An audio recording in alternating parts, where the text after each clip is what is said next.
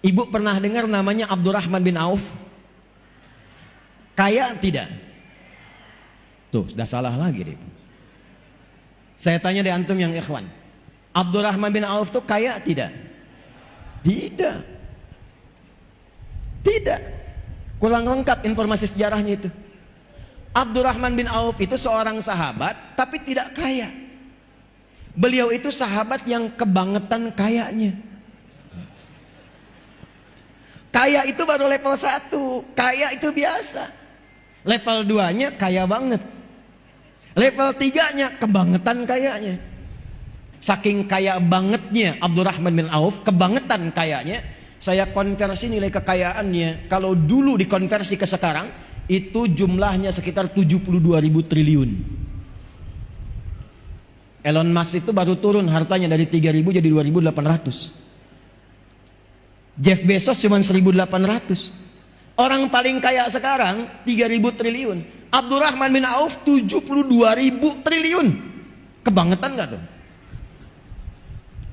Utsman bin Affan itu hampir 50.000 triliun. Bahkan di antara asetnya masih ada sekarang setelah 15 abad. Anda kalau nanti umrah atau haji ke Madinah, saya doakan yang belum berangkat insya Allah berangkat ya. Tidak cukup dengan amin, nabung ya. Nabung. Nanti ke Madinah itu ada hotel. Hotelnya namanya Wakaf Utsman bin Affan.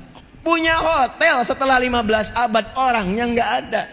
Investasinya cuma beli sumur plus beberapa kebun. Diwakafkan karena dulu dimonopoli Yahudi. Sekarang oleh pemerintah Saudi dialihfungsikan jadi hotel. Hasilnya disimpan di tabungan atas nama Utsman bin Affan. Disedekahkan untuk umat Islam seluruh dunia. Orangnya nggak ada, punya tabungan di Bank Saudi. Ini orangnya ada, belum tentu punya tabungan. Gimana bisa begitu? Kebangetan nggak tuh? Kebangetan. Jadi kalau ada orang kaya, baru kaya. Ya, OKB orang kaya, baru. OBK orang baru kayanya. Kaget jadinya. Ya, itu belum ada apa-apanya. Jalan-jalan pakai emas 2 kilo misalnya kan. Itu belum apa-apa bu. Dicek imitasi.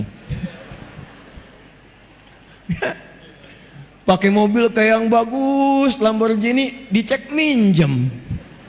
Ya cuman endorse. Itu belum masuk levelnya. Yang dulu kayak beneran. Tapi kapan itu terjadi? Ternyata setelah hijrah. Setelah hijrah. Nah yang ingin saya ceritakan, itu beliau itu saat memilih hijrah nggak mudah. Orang Quraisy mengatakan, lihat kalimatnya, kalau engkau ingin berangkat hijrah ke tempat yang Muhammad tuju SAW, silahkan berangkat. Kami nggak akan ganggu, nggak akan persekusi bahasa sekarangnya, nggak akan eksekusi. Cuma harta yang ada di kamu sekarang kami rampas. Silahkan berangkat dengan pakaian yang melekat di badan saya. Orang Quraisy ingin menunjukkan pada masyarakat kalau hijrah itu jatuh fakir. Hijrah itu terhina. Hijrah itu tidak akan pernah sukses. 400 km kurang lebih harus ditempuh dari Mekah ke Yathrib. Jalan kaki, jangan harap ada kendaraan seperti sekarang. Belum tentu selamat. Saya tanya bapak dah. Bapak kalau disampaikan, pilih mana? Hijrah berangkat dari sini, misal harus jalan ke Bekasi, atau tinggal di sini di Kecamatan Mandau dengan segala fasilitas yang luar biasa. Mobil mewah, rumah megah, harta banyak. Atau tinggalkan semua itu untuk mendapatkan hidayah Allah, pakai pakaian melekat di badan saja ke Bekasi. Pilih tinggal atau berangkat?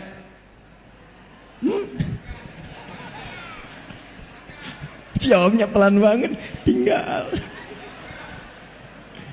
Emang gak mudah. Nanti kita lihat kuncinya apa. Ternyata Abdurrahman bin Auf memutuskan, saya berangkat. Nanti kita akan belajar pada kunci yang ketiga. Kalau ini ada dalam jiwa kita, dunia kecil. Lewat semua. Kuncinya 3. Nanti yang ketiga itu yang akan kita ambil. Tapi yang dahsyat, istri ditanya bu. Karena memang kalau masalah hijrah, suami istri itu kadang-kadang juga belum tentu sama semua. Istrinya ditawari, tenang bu, maaf ya, saya ke perempuan dulu, ke akhwat. Kata orang Quraisy, kalau kamu ikut suami, Pakai pakaian yang melekat di badan saja silahkan berangkat, belum tentu selamat. Tapi kalau kamu memilih tinggal di Mekah, kami berikan semua harta suamimu, kami jamin keamananmu, dan kami berikan kesempatan pilih laki-laki manapun terbaik di Mekah ini untuk dinikahi, kami fasilitasi pernikahan ini. Ternyata istrinya memilih untuk tinggal. Ya ini belum selesai kisahnya. Nih Ansor bu, Pak Ansor, nanti saya turunkan ke program ini maksudnya. Begitu berangkat, sampailah kisah ini viral sampai ke Yathrib.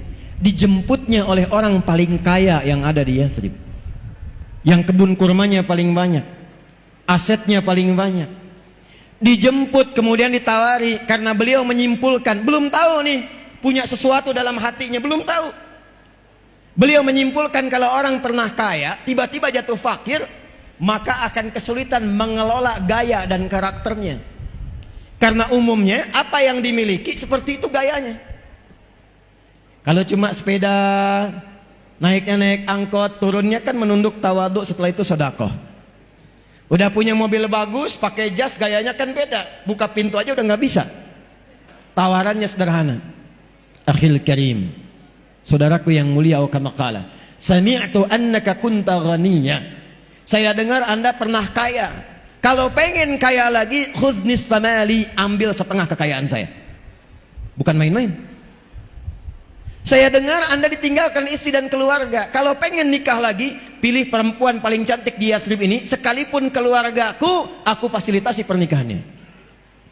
Begitu ditawari, kata Abdurrahman bin Auf, jazakallahu khair, atau kama qala, semoga Allah berikan pahala kepada Anda. Kalau ada yang menawari kebaikan, sekalipun kita tidak bisa mengambilnya, minimal doakan dalam kebaikan lagi. Arini ainal aswaq, cukup tunjukkan kepadaku di mana pusat bisnisnya, di mana pasarnya. Cuman dalam 2 tahun mempraktekkan apa yang Allah kemudian bimbingkan lewat Rasulullah, berubah jadi orang terkaya nomor 3 di Yathrib. Cuma dalam 3 tahun menjadi orang terkaya nomor 1 di Yathrib, dan jadi orang paling hebat di masanya dalam hal kekayaan.